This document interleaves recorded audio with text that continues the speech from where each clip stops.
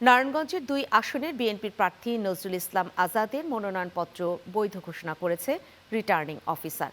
সকাল 10:30 থেকে শুরু করে দুপুর 2টা পর্যন্ত প্রার্থীদের মনোনয়নপত্র বাছাই শেষে জেলা রিটার্নিং কর্মকর্তা ও জেলা প্রশাসক মোহাম্মদ রায়হান কবির এই ঘোষণা দেন। এ সময় প্রার্থীদের মনোনীত ব্যক্তি ও আইনজীবীদের উপস্থিতিতে চলে যাচাই বাছাই কার্যক্রম।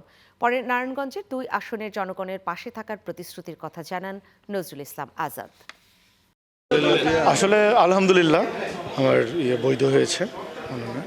2,500-এর বার্ষিকে যদি আপনারা বলেন আমি কি মেসেজ দিব, আসলে দেখেন বিগত সবচেয়ে ক্রাইসিসের 17টা বৎসর আমি 2,500 বাসীর সাথেই ছিলাম, তাদের পাশেই ছিলাম, তাদের পাশে থেকেছি, তাদের ভালো মন্দ পাশে থাকার চেষ্টা করেছি, জেল খেটেছি, মামলা খেয়েছি, হ্যারাসমেন্ট হয়েছি। এবং আপনারা মিডিয়া ব্যক্তিত্ব যারা আছেন আপনারাও দেখেছেন কী পরিমাণ হ্যারাসমেন্ট হয়েছে। এবং আপনারা অনেক সময় সেই 14-15 টাইমে যদি আপনারা দেখেন, আমি তখন যুবদলের আন্তর্জাতিক সম্পাদক ছিলাম, আপনার 2,500-এ কিন্তু আপনার মিডিয়া ব্যক্তিত্বরা যেতেও অনেক সময় প্রবলেম ফেস করেছেন, আপনাদের ক্যামেরা ভেঙেছে, আপনাদের উপরও হামলা করেছে, এরকম ঘটনা 2,500-এ ঘটেছে।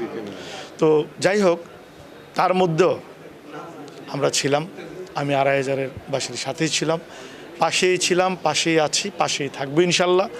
এবং একটি সুন্দর সুশৃঙ্খল চাঁদাবাজ মুক্ত, দখলদার মুক্ত এবং মাদক মুক্ত একটি সমৃদ্ধশীল 2,500 গড়ে তোলার জন্য যা যা করা দরকার, 2,500-এর মানুষজন, 2,500-এর জনগণ যে স্বপ্নের সুন্দর 2,500 চিন্তা করছেন, ভাবছেন, আমাদের নেতা জননেতা তারেক রহমান যে আগামীর স্বপ্নের বাংলাদেশ গড়তে চান 31 দফা বাস্তবায়নের মাধ্যমে, আমি নজরুল ইসলাম আজাদ 2,500 বাসীর স্বপ্নকে বাস্তবায়নের জন্য আমার নেতা, আমার অভিভাবক জননেতা তারেক রহমানের সেই 31 দফা বাস্তবায়নের মাধ্যমে স্বপ্নের সুন্দর বাংলাদেশের সাথে স্বপ্নের 2,500 গড়ে তুলবে ইনশাল্লাহ।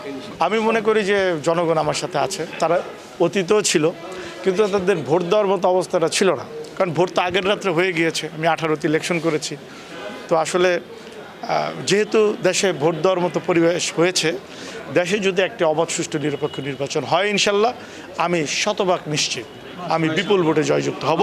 এবং এটা ঢাকা বিভাগের মধ্যে তথা বাংলাদেশের মধ্যে 2,500-এ ধানের শীষ রেকর্ড সংখ্যক ভোটে জয়যুক্ত হবে ইনশাল্লাহ।